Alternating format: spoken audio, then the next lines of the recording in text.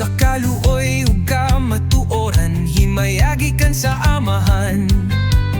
Ang kahayag nga walay katapusan, nagdanag sa atong kinabuhi.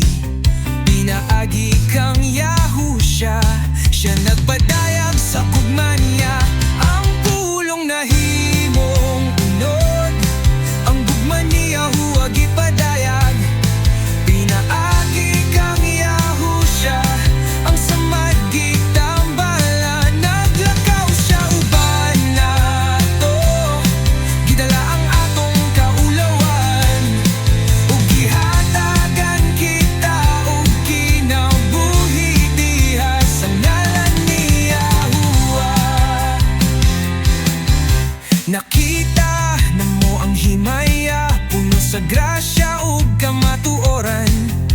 Yahusha ang kahayag nga nag-abag-o sa tanan.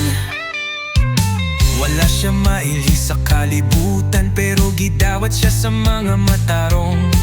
Sa tanan nga mituo gihatagan, o gahom nga mahimong anak sa alwa. Dili tungod sa dugo o unod, kundi pinaagi sa bala ang ruak, gikan sa kasing-kasing nga